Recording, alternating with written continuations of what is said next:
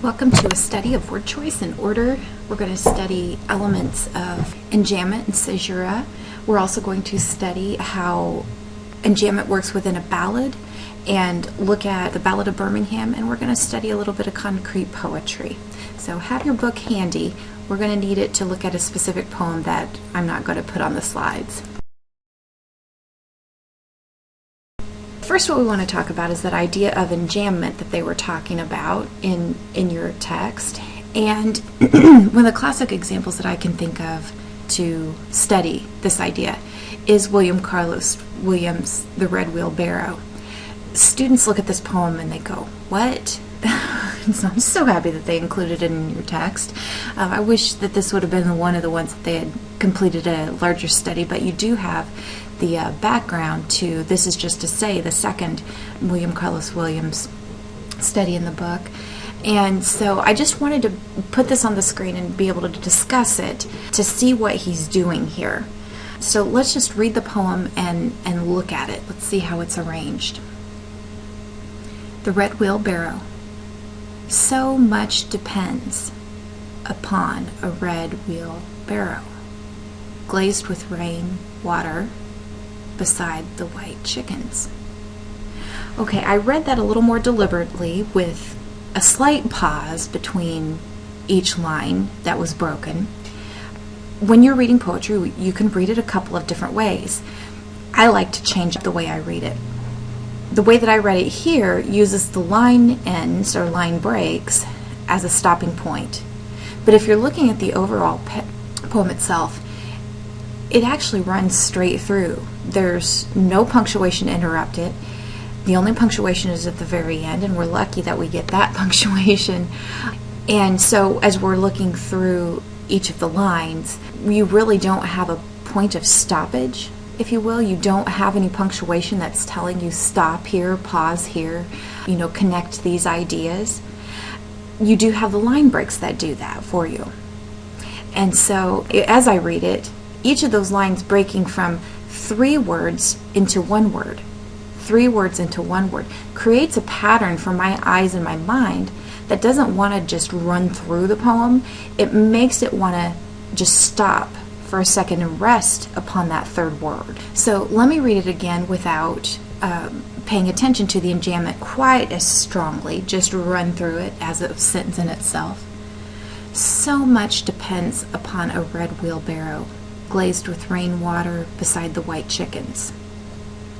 Now, that one, I heard myself not resting so much upon those second words, but instead of listening to the content of the poem. And I'm thinking, well, why does so much depend upon a red wheelbarrow? Well, there's a lot more there than just the surface. I downloaded the picture that's on your screen from the Norton site. It's one of the pictures that comes with your access to your student site from Norton.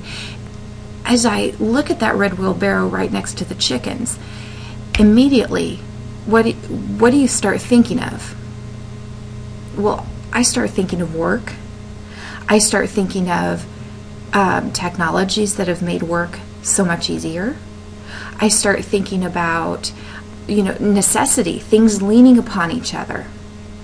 The way that a wheelbarrow rests upon its wheel and the way that we lift it and lean into the work that we're doing. Did William Carlos Williams have an intent of putting that into my mind? I don't think so. One of the most obvious studies that appeared in my mind is the structure of the poem. So much depends upon a red wheelbarrow. Dropping down in that second line, do you notice that the structure is very much like that wheelbarrow? You have a three-word line followed by a 1-word line, and it mimics the structure of that wheelbarrow. But my actual research studies, outside of looking at this poem, points to something else that he was doing. He was actually studying and creating art. He was mimicking art on the page. And William Carlos Williams, a lot of what he studied was just basic everyday things that were found or that were observed, that he decided to put it into poetic form. He could have been out, driving on the road, saw this red wheelbarrow, saw the striking red against, these white chickens, and imagine the color of the house in your head. I don't know if it's white. We don't get any of the other details, but seeing that out there in that yard around those chickens maybe just spoke to him. He saw something that was more artistic or more beautiful in the simplicity of it. Looking at that red wheelbarrow beside the white chickens, those are stark contrasts in color that he's painting for us in this poem. The glazed with rainwater. Who on earth thinks of a wheelbarrow as something that is very utilitarian, as glazed with rainwater? That's an artistic term. That's something that you look at, for pottery or something that that makes it something shinier. You don't really think about it being part of a red wheelbarrow, part of a utilitarian type of thing. So I think that he was doing something a little more artistic, making the everyday a little bit more beautiful, and if not beautiful, at least seeing something fresh in it. And so it would make sense that his poem is structured the way that it is, very artistically, rather than traditionally. And that's not to say that the traditional is not artistic, but just looking at the structure, it would make sense as to why he used 3 words, 1 word, 3 words, 1 word throughout this piece, and with how he's looking at this scene of everyday life. So I hope that offers that poem a lot more meaning to you, and also shows you the importance of enjambment and how this particular artist was using it. Dropping down to that other line, and do you stop or do you not? How does the idea continue on to the next line, or do you pause, and how do you think through this poem? Let's move on to another William Carlos Williams poem. This is Just to Say. Now in your book, you get the backstory to this, and I didn't realize that this was real until I had done some research too. One of my professors, when I was a junior in college, came in, put a note on the board, taped a note to the board, and it was this poem, This Is Just to Say. And he handed out the poem itself. It was handwritten, the poem in the same format that Williams has it presented to us. And he said, what if you had just received this? You come home after a long day at work or at college, and you've got this note laying on the table for you. This is just to say, I have eaten the plums that were in the icebox, and which you were probably saving for breakfast. Forgive me. They were delicious, so sweet and so cold. Okay, I just read that as if I were in the mindset of somebody who would leave that note. You read it. Think about the same concept in your head. You can pause the presentation if you want to and just read the poem. How do you think the leaver of the note, the writer of the note, actually felt? Do you think they were sincerely apologetic? Do you see that they were maybe rubbing it in, that they had eaten the plums and the other person had not? Think about how you would say that note. If we're looking at the idea of enjambment again, this is another one where we don't have punctuation to stop us. Or we are thinking about this poem and how the line breaks fit it. Do we want to read straight through, or do we want to emphasize certain words? Do we want to use the stanza breaks as our stopping points or as our pause points in that? So let me read it one more time. This is just to say, I have eaten the plums that were in the icebox, and which you were probably saving for breakfast. Forgive me. They were delicious, so sweet and so cold. With that reading, my take on this particular poem is that he's eaten them, realizes that the other person bought them, probably was wanting to use them for some other purpose, but didn't care, and rubbed it in those last 2 lines. They were delicious, so sweet and so cold. That forgive me part almost drops right off the page for me. Now, understanding the backstory, with his wife, that, his forgive me. It was a forgive me between a husband and wife. It was a forgive me of just understanding that what husbands and wives understand about each other, that he probably just saw him and just ate him and didn't really care that they really were there for something else, and might have realized it after the fact, but just a different understanding. So not maybe malicious like a roommate situation, but forgive me. They were delicious, so sweet and so cold, and she probably would have appreciated on some level that he was recognizing that she did buy those for a specific purpose. But is this poetry? This is a question that kind of goes, why is this so important? Well, again, he looks at things so differently. He looks at the simple things and makes them different. Think about what you have in your refrigerator.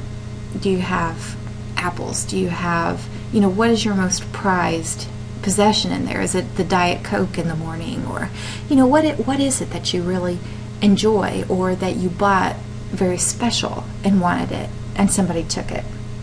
Is that what he's going for? The simple everyday wants and needs of human beings? Or is it to communicate this idea of how people interact? The forgive me part becomes a little bit more important. Is he painting a picture again? Is he actually looking at the plums and describing them very much? Not really. It's more situational, and what this would be called is found poetry. That this note is found. This is just these plums, and this idea was just kind of found and just kind of written about, just kind of put into a more poetic form. And does that mean that it is more important or not? It's intriguing, to say the least. If you don't read something deeper into it, it is an intriguing thought that this could be poetry. But I see a lot more behind this particular work, which is why I continue to use it in classes. It just means a little bit more. Let's move on to a very serious poem, and when I read this I usually can't get through it very well. I usually end up tearing up or crying every time that I read it, so I'm going to try to get through that. But what I want to point out with this particular piece is because we're talking about meter and rhythm again in this portion. I gave you like the baby steps into meter and rhythm and rhyme a couple of units ago, and now your book is actually really delving deep into it. So I want to help you understand that one more time, one more way. And I'm looking at the definitions of ballad and ballad stanza in the glossary. So if you want to go on ahead and turn there, that would be helpful for you, because you're not going to see it necessarily in all the lines in this particular piece, what they're talking about. But we're going to go through it. I'm not going to draw the little stress and unstress marks. I'm just going to talk about those things on this particular one. So first, when we're defining another work as a ballad or a sonnet or narrative poem, whatever, we have to look at the actual definition of what it is and think about how those things work together. And in the glossary of the text, the definition for ballad is a verse narrative. This is definitely in verse. This is not prose writing. This is not paragraph writing, right? This is verse writing. And it is a narrative. It tells a story as we go through it. So let's listen to the story for a moment, and then we'll talk a little bit more about the other parts, the diction, the meter, the rhyme, etc. Ballad of Birmingham. On the bombing of a church in Birmingham, Alabama, 1963. Mother dear, may I go downtown instead of out to play and march in the streets of Birmingham in a freedom march today? No, baby, no, you may not go, for the dogs are fierce and wild, and clubs and hoses, guns and jails aren't good for a little child. But mother, I won't be alone. Other children will go with me and march the streets of Birmingham to make our country free. No, baby, no, you may not go, for I fear those guns will fire. But you may go to church instead and sing in the children's choir. She has combed and brushed her night dark hair and bathed rose petal sweet and drawn white gloves on her small brown hands, and white shoes on her feet. The mother smiled to know her child was in the sacred place, but that smile was the last smile to come upon her face. For when she heard the explosion, her eyes grew wet and wild. She raced through the streets of Birmingham, calling for her child. She clawed through bits of glass and brick, then lifted out a shoe. "Oh, here's the shoe my baby wore, but baby, where are you?" So we can tell that this is definitely a narrative work. It tells the story of a little girl who wanted to go outside, wanted to go and see the marches that were happening in Birmingham during the Civil Rights Movement.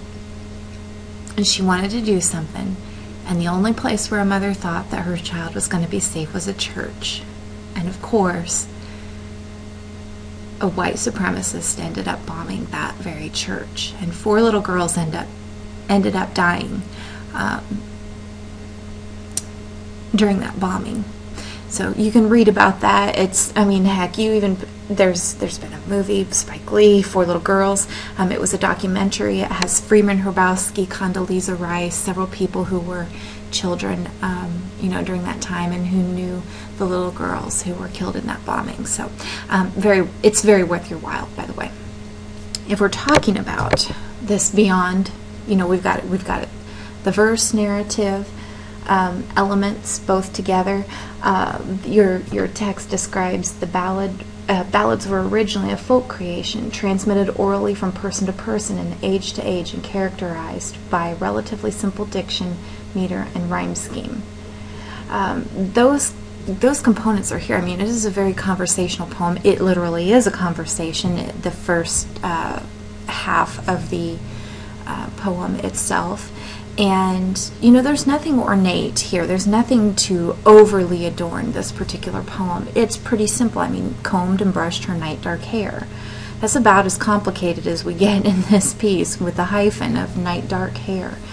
So it is in a very easy to understand language, and has kind of a storyteller quality to it that a narrative normally has. So passes that test.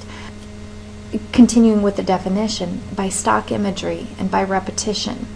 Stock imagery would be your archetypal types of sites that you could see, and a good portion of us have seen footage of the Civil Rights Movement where the guns and the dogs and everything were out, and biting, or the fire hoses were squirting down protesters who were just trying to fight for their rights, who were in a peaceful march in most cases, especially the ones that were led by King.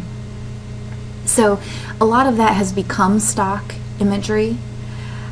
Certainly a church as a safe place would be stock imagery. She combed and brushed her night dark hair, and bathed rose petals sweet, and drawn white gloves on her small brown hands, and white shoes on her feet. Those images are very, that would have been the typical dress of the time, but what does it also sound like she's doing? Like she's dressing for her own funeral. The white gloves on her small brown hands, it gives a little more seriousness with all the prep. She's just going to play down at the church, but back then, your parents didn't let you out of the house if you didn't look presentable. And so a lot of black families in particular during that time would make sure that they dressed above so that nothing could be said against them. And at the same time, this is an overdoing of it. He's really putting on a ceremony through this description of her getting ready to go down to church.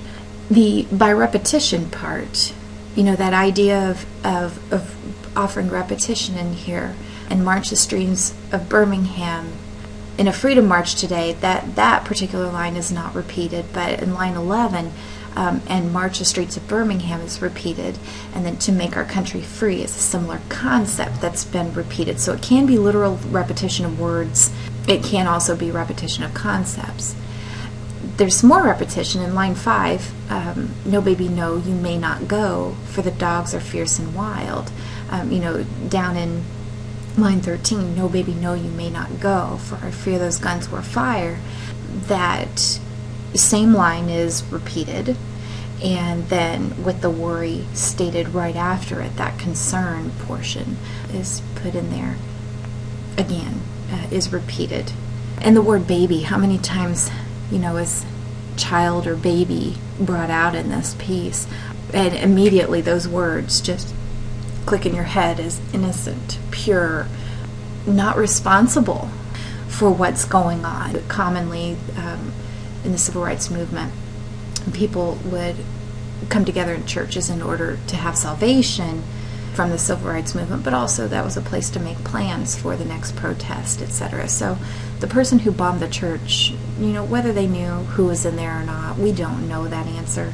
We just knew that they were trying to, take out a place where people congregated regularly to plan protests, something that this person was against. This idea that repetition, and often by a refrain, which is a recurrent phrase or series of phrases, we can see that repetition is there. If we look at the next definition, ballad stanza, a common stanza form consisting of a quatrain that alternates 4-foot and 3-foot lines. Lines 1 and 3 are unrhymed iambic tetrameter. Lines 2 and 4 are rhymed iambic trimeter or trimeter. If we look at this piece and we look first at the rhymes, we can see that our rhymes, we have the first and third lines not rhyming at all, but the second and fourth lines throughout this poem absolutely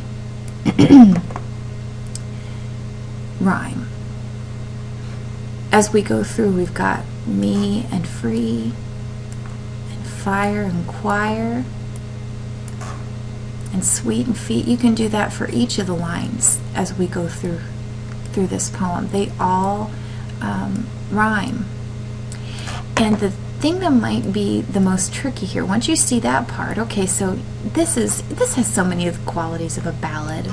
Are you kidding me? Yeah, we've got to define it that way, but we've got to also be able to see rhythm in the meter. So as we look through this piece, once we have the rhyme scheme kind of figured out, that's kind of an easy part to get, isn't it? The next thing that we want to do is we do want to see if there's an alternating 4-foot, 3-foot, possibly iambic tetrameter, which would be 4-foot, tetra, 4, and then lines 2 and 4 are those iambic trimeter or trimeter. And that is not as easy to see in all of the lines here. One important note is that usually is the word to use with ballads, usually iambic tetrameter. It would be a 4-foot and 3-foot combination, but it won't always perfectly be iambic. And that's what I see with line 1, mother dear, may I go downtown. That line is not neatly iambic for my ear. I do mother. That would be more of a trochee type of syllable or foot. Mother, the emphasis is on the first portion of that word. And then dear, may I go downtown.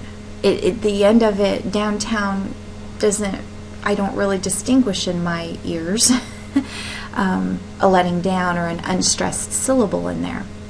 But what you can do is certainly see that each foot in this has to be a 2-syllable foot. So whether it's iambic or trochee, you can still feel that it is a 2-syllable type of foot that we have here. And so we have mother, dear, may I go downtown. We have 8 syllables in that piece. Divided by 2 would be 4. So we can see that we have tetrameter there, whether it's trochaic or whether it's iambic. In some of the lines later, it's a lot more noticeable that it is iambic meter. Let's look at line 2 for a moment. instead of out to play. Boy, could you get more classical iambic meter? No, you can't.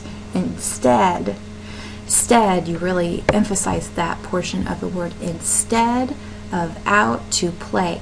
That is perfect iambic trimeter or trimeter. The third line, and march the streets of Birmingham, is perfect iambic tetrameter. There is no mistaking in that line that is 4 feet of an iambic syllable and rhythm.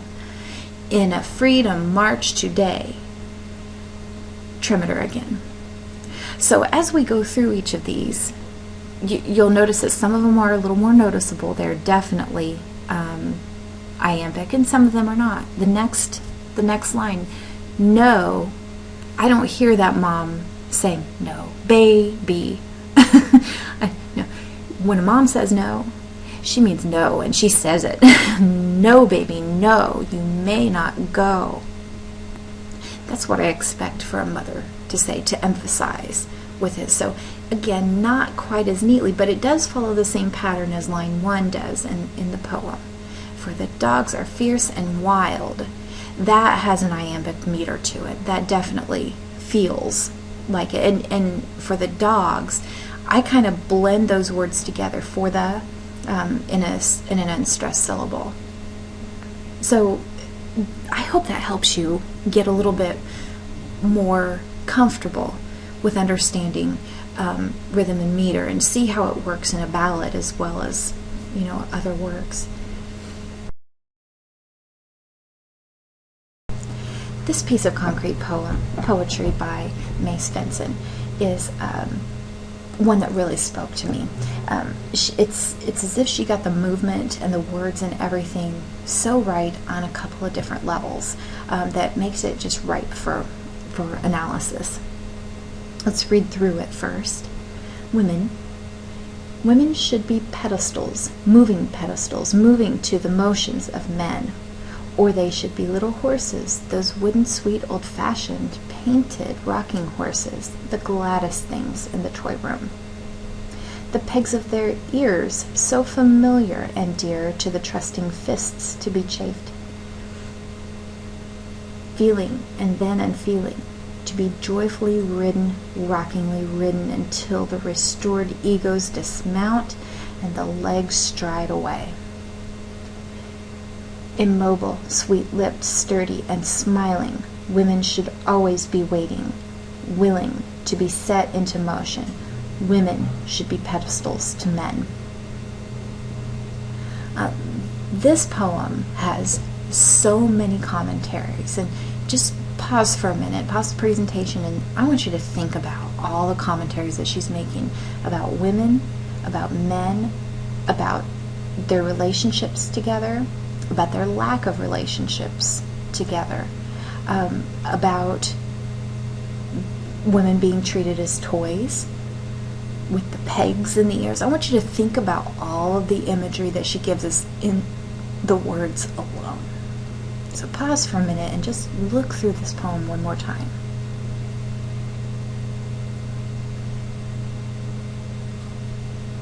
Okay, now that you've analyzed it, now that you've thought about it a little bit more, look at the imagery in the words themselves.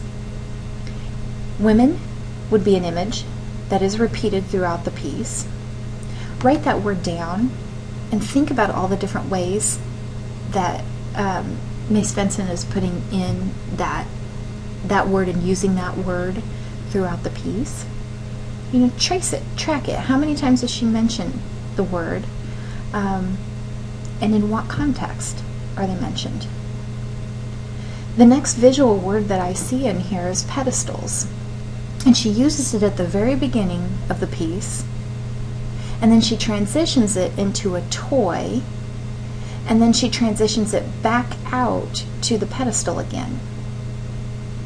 And the other thing that I want you to look at is not just trace the word, see how she's using it in each part, but also look for the spots that are similar to pedestals. You know, pedestal is something you sit upon or that you step upon in order to rise above. But think about that action in other parts of the work too. After the part where to be joyfully ridden, rockingly ridden until restored, egos dismount and the legs straight away. That part speaks the opposite to me, a coming off of that pedestal or a coming down. In this case, if you missed this part,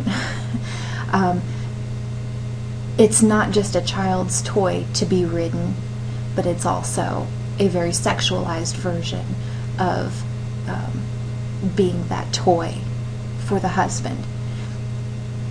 To be joyfully ridden, rockingly ridden, until the restored egos dismount and the legs stride away. That is that husband having dominance over his wife, and ridden, repeated in there, shows that it was all about the action in sex until he was finished and until he dismounted. And that one, you can take that several different ways. That the ridden was with an anger, that would bring a new connotation to the poem. You know, thinking about it in the passion of the moment. The passion, is it for the woman? I don't get that. Joyfully ridden. Joyfully? Yeah. Who's joyfully ridden? Possibly the woman. Or possibly the man. Is it a direct selfish passion that he's pleasing himself and not her? Can sound like that because of the words unfeeling and unfeelingly just above the passage that I read. But it can also be looked upon as, you know, joyfully ridden. Is the woman enjoying it or not? Is the central question. And it's the central question for the actual poem itself. It is in the center of the poem. It is one of the main concepts that starts concluding the poem. How is that pedestal and that moving away from that pedestal, how is that happening in this piece? That's the big question. I want you to look in this poem for words that are pushed together with the enjambment.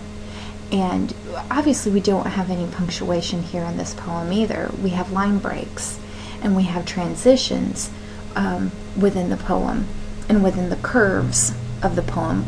Okay, so the words that are put together are pretty important to looking at how we're supposed to read this sexual relationship. The first words in the first curve section, old-fashioned, is put together to describe the rocking horses here, but is also the sex old-fashioned. This is an old-fashioned way of looking at how a couple is supposed to relate.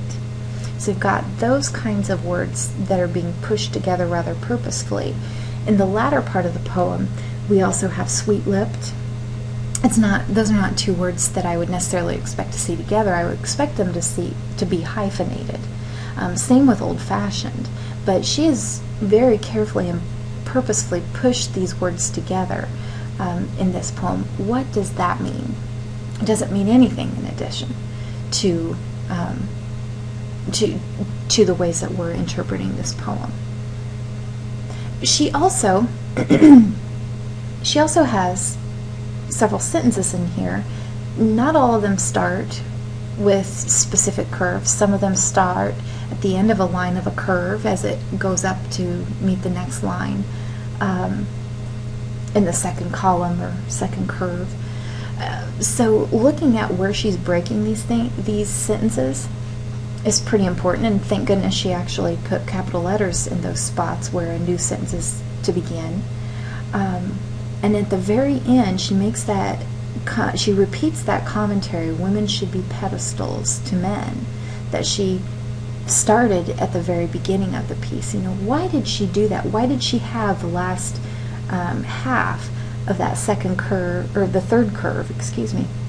Why did she have those last lines repeat the beginning in the last half of the third curve? in this piece. To drive home a point, definitely. These are things that we should be considering. Okay, if she is driving her point home, then what is her ultimate point? What is she trying to communicate in this piece? Finally, we get to the concrete part of it, where she makes a presentation of the words not in verse or in a traditional verse, but in an actual design. And if you look at it, you can see the curves of a woman. You can also, of course, see the rocking horse portion of it, and you can also see that she's worked these into pedestals, something that's been designed with each of these pieces in mind. That's what makes this poem stand out as a good example of concrete poetry to me, because you can see each of her main points and all represented so neatly in this poem, that if it were just to be regular verse, it would just be commentaries. Yes, we'd still have the imagery of the rocking horse, we'd still have the questions about whether, she's a healthy, happy part of this sexual relationship or if she's not, but it wouldn't quite be the same. It wouldn't pull out the same images. If you're not quite seeing the women's curves, if you follow the first curve down to the line that is the first horizontal, the gladdest things in the toy room, okay, that's her bust line. And if you follow the next part down, the egos amount and the legs stride away, that's kind of like her rear end. So it's very much a curvature of a body. I would think that you could see the rocking portion, the rocking motion. If you take away the woman and you just look at it as with the curves themselves, those waves create kind of a rocking motion of to and fro, a back and forth. And the fact that she has two lines of those working together tells me that she's repeating that motion, that rocking horse. It's not just one rock, two rocks, it's three rocks, four rocks, back and forth with it. And the pedestal commentary, you can look at this whole thing as kind of a really interesting curvy pedestal, because pedestals don't always have to be straight, do they? Not perfectly up and down. But you can also look at them as kind of a little bit of a slant of a pedestal. Each of the two columns represents that. Word columns, not to be punny, right? But two columns of the verse create a little pedestal there as well. So this is a really good example of concrete poetry. So I hope that this eases a few of your concerns, and here are the pages you can use to go back and read some of these poems again in order to really study them one more time. But I hope that this helps you kind of see the abstract qualities of many of these pieces, and thinking about it's not just the words on the page and how they fit on the page, it's how this person has worked their artistry, how they have broken their lines, how they have incorporated their ideas. I leave you with that.